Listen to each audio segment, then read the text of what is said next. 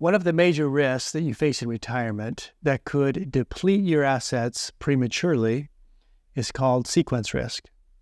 So what exactly is sequence risk and how can you protect yourself against it? That is the subject of this video. Welcome to the Financial Fast Lane.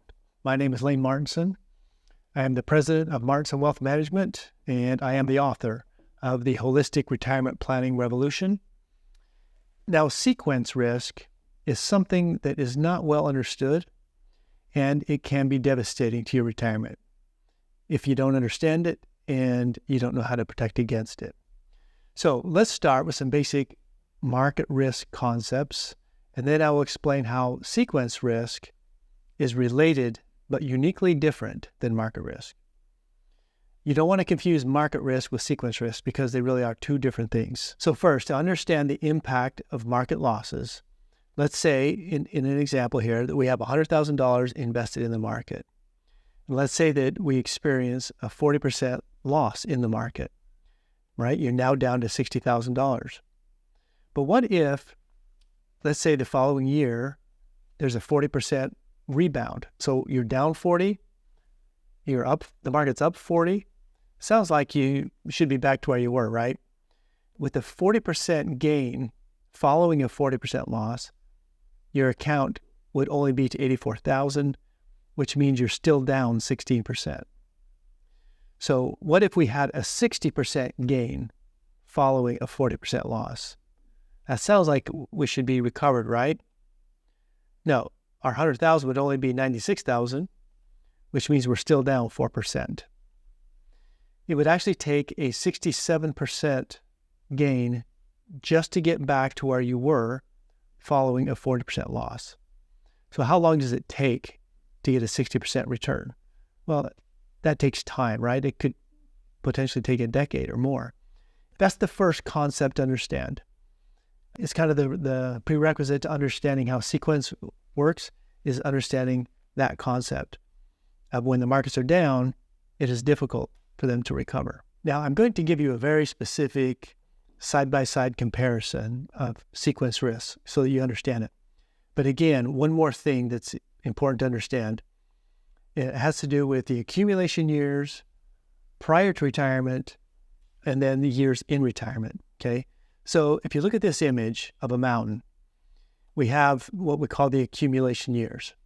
So this is while you're working and saving for retirement, right? And then at the top of the mountain is when you would actually retire. And when you look down the other side of the mountain, these are your years in retirement. We call them the distribution years. And so the risk and many factors come into play during your distribution years that you never had to deal with during the accumulation years. And sequence of returns is one of those things. I'm going to show you how there is no sequence of returns risk during the accumulation years, but there absolutely is during the distribution years. So what we're looking at here is a side-by-side comparison to show you the impact of sequence risk. First, I'm going to demonstrate that sequence of returns has no impact during the accumulation years.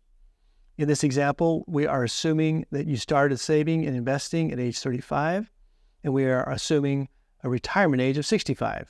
These are the accumulation years in this example. I'm using actual historical market returns, okay? If you look here at the bottom, we have an account balance of just under $500,000. Initially, everything is identical with these two side-by-side scenarios. But I'm going to shuffle the sequence of the returns, which is to change the yearly order of the returns. They are the same returns, just looking at the impact of if the returns would have come in a different order, okay? As I do that, keep your eye on the account balance at the bottom. Okay, sequence 1, sequence 2. You will notice every time I change the sequence, the account balance at the bottom does not change. So what that means is regardless of the sequence of the returns, prior to retirement, there is no sequence risk. But now let's see how it looks in retirement. Okay, so now in this scenario, everything is starting out the same. We are going to assume a 4% withdrawal rate, for income, and we're going to assume a 3% inflation rate in this simulation. And I'm using the same historical market returns because we don't know which years the market will be up and which years the market will be down. By the age of 94, this account would have grown to 2.4 million. But now let's see what happens with a different sequence of returns. I'm going to start shuffling through the various scenarios. And now you can see that the account balance changes dramatically depending upon the sequence of the returns. And this particular sequence is not very good. And this one is even worse. So there is a possibility or a risk, depending on the timing of the returns, that this account has completely run out prematurely. The income did not last as long as was anticipated or as long as was needed. Let me show you another example. So in this example, we have scenario A and scenario B. Everything about these retirees are identical, meaning they are using the same withdrawal rate, they are getting the same market returns, and they are using the same adjustment for inflation. The only difference in this example is the timing of when they retire. So again, here I have a side-by-side comparison, and I'll zoom in so you can see these numbers. Both retirees in scenario A and scenario B both start out retirement with $500,000 in their nest egg, okay? The only difference is that in scenario A, they retire in 1998, and in scenario B, they retire just 2 years later in the year 2000. That's the only difference. Everything else is the same. But in scenario A, they do not run out of money. After 23 years, they still have money in the account. Scenario B, they run out prematurely. So how could that be, right? They actually retired 2 years later, and they still ran out of money, many years earlier.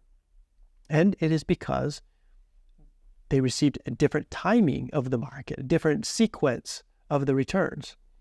And so you can see by looking at these numbers, by the year 2007, in scenario A, their account balance was $381,000, and in scenario B, it was $205,000. Then if we continue down, by 2013, scenario B has completely run out of money, while scenario A has many more years of income. Sequence of returns risk is a very significant thing. It's something that you can't predict, but it is something that you can protect against. In my book, we refer to a volatility buffer and red tools and green tools, and knowing how to use a proper strategy so that you can really almost eliminate sequence risk. But you got to have a strategy in place, and you got to make sure you understand what sequence is. Dave Ramsey was in the news and in the media quite a bit lately because of some statements he said regarding a safe withdrawal rate.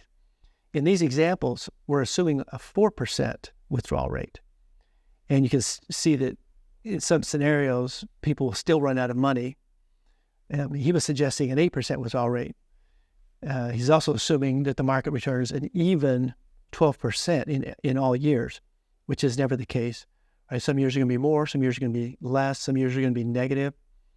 And so 8% is considered a very risky withdrawal rate because of sequence risk specifically. And so anyway, I hope you found this educational, beneficial. And if you have questions, we have free information on our website. You might want to check that out. And I look forward to seeing you in the next episode of the Financial Fast Lane.